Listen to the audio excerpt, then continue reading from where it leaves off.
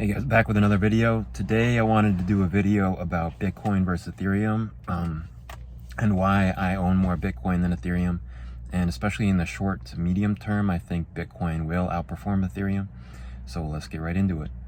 So there's a few reasons. The first reason we'll talk about is that Bitcoin has a much simpler monetary design than Ethereum.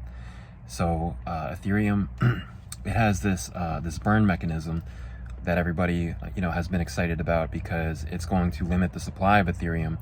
However, I think the average person does not really understand how it works. I don't fully understand how it works, the burn mechanism, and what decides if Ethereum becomes inflation or deflationary. I think it has to do with how much it's used, obviously, but I would say 90% of people do not understand the mechanism of how Ethereum is deflationary, whereas Bitcoin, its monetary policy is extremely straightforward and simple and easy to understand, and it's been the same monetary policy since its inception. So that last point is also very important, the fact that its monetary policy hasn't changed since its inception, whereas Ethereum, its monetary policy has changed, and it's changed rather significantly, and it's changed not due to the entire network consensus, but due to a pretty relatively centralized governance structure. So these factors certainly make Bitcoin a better store of value, a more simple monetary policy, more easy to understand, and for all these reasons it's going to do better in risk-off scenarios. It's has a better case as being a store of value, in my opinion, and it's more money than Ethereum is. Whereas Ethereum is much more complicated monetary structure. It also is attempting to disrupt larger industries and do more things. However, we are seeing lately that Bitcoin is starting to challenge Ethereum in this area as well, with layer 2s and layer 3s and different things like Stacks blockchain and the Lightning Network, of course. So but yeah, so let's also look at proof of work versus proof of stake.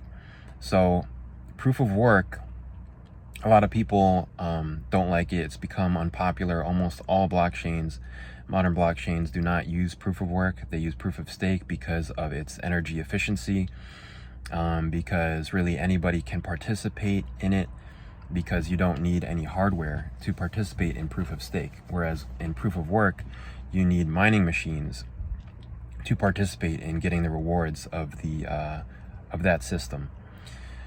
However, it would be my argument that proof of work is actually more decentralized by nature, because proof of stake, it doesn't require any skill in the market. It just requires upfront money, and the rich get richer in a proof of stake system, because once you've already invested into first, in order to become a validator, you need a huge amount of money up front.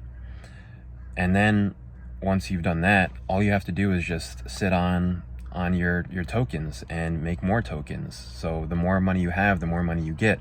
Whereas proof of work is a much more complicated system. It requires a lot of diligence. It's a very difficult business. It's not as simple as just buying the hardware and sitting on it. You have to update the hardware. You have to be as energy efficient as possible.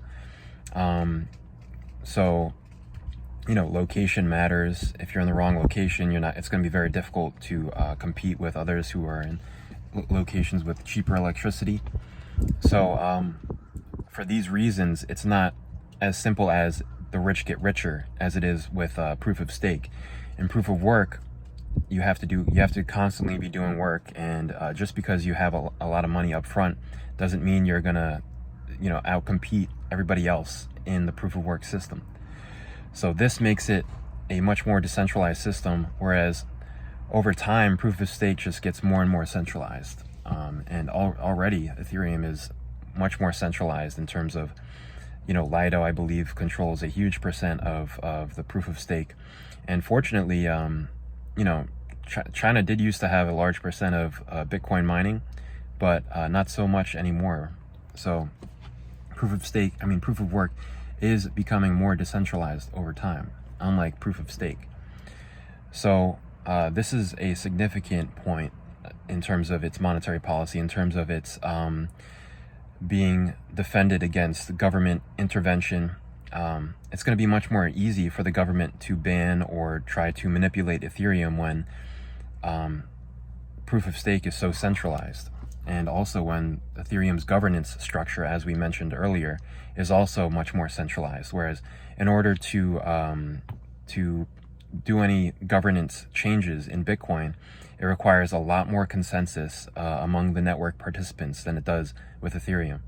So these are reasons why I'm bullish on Bitcoin. It's been underperforming for the past few years, so I think Bitcoin dominance will move up, and I think it's been underappreciated. And another reason why all of these things, it's simpler monetary policy, it's better decentralization, which make it a much more reliable store of value in my eyes. Another reason why this is important in our economy today is because there is more and more uncertainty in the market, not just because of wars, but also because of the inflation. It's difficult to predict the inflation. So these are reasons why I'm bullish on Bitcoin against Ethereum. So if you liked the video, leave a like, subscribe, comment. See you next video.